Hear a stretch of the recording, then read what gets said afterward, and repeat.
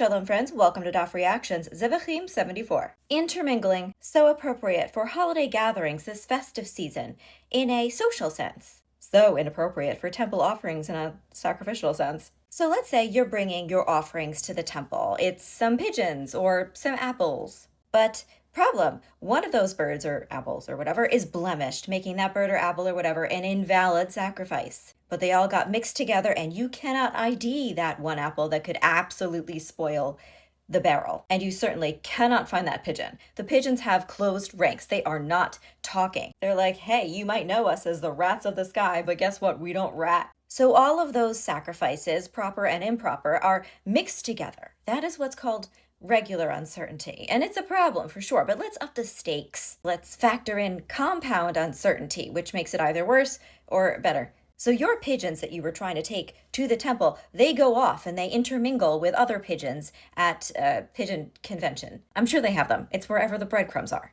Now you have even less idea of which one of these birds is the invalid sacrifice. This is so stressful. If this happened to me, I might have just, faked my own death and given up at this point. If only AirTags had actually been invented during the time of the Beit HaMikdash, but alas. So Rav gives an example concerning a ring used in idol worship. Maybe it's a ring binding people to the will of the Dark Lord Sauron, something like that, That ring would definitely count as avodah zarah, and you cannot benefit from avodah zarah, no matter how much you think that you can use it to defend Gondor. I'm sorry, but you really can't. It just doesn't work like that. It really can't be a sacrifice to God because it was used in idol worship. Rav says that even if that one ring got intermingled with 100 identical rings and one of them fell into the Great Sea, we can assume that that was the prohibited one. The rest of them probably are fine. Then Rav is like, if that ring got mixed up in an estate sale of 100 permitted rings, and out of that 100, 40 of them went to a thrift shop, and 60 of them were sold on eBay. In his thinking, the contaminated ring is more likely to be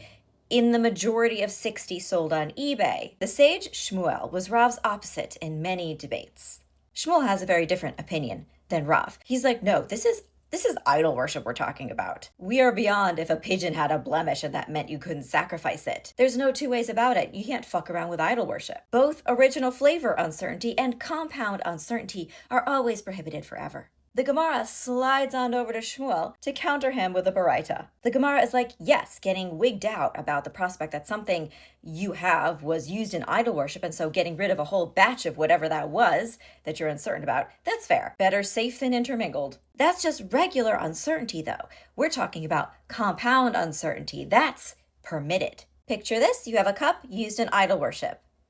Just go with it. And it fell into a bin of identical cups. But one of those cups then fell into a shipping container full of 10,000 cups. And then one of those cups fell into an Amazon warehouse of 10,000 more. Those are permitted. Can somebody who's really good at AI imagery create the visual of the 10,000 cups falling into the 10,000 other cups? Because all I can visualize here is the cascading cards on screen after you win solitaire. Except instead of cards, it's cups. The conversation continues with the sages expressing different viewpoints on how compound uncertainty works, or doesn't, with like pomegranates and sacred and non-sacred wine and lots of different factors at play here. But what I absolutely love about this baraita and find hilarious about it is that it teaches that only uncertainty is prohibited, but a compound uncertainty, extra bonus uncertainty, well, that leads to more certainty about the propriety of your sacrifice, which is just the type of compound confusion I have come to expect from tractate Zevachim.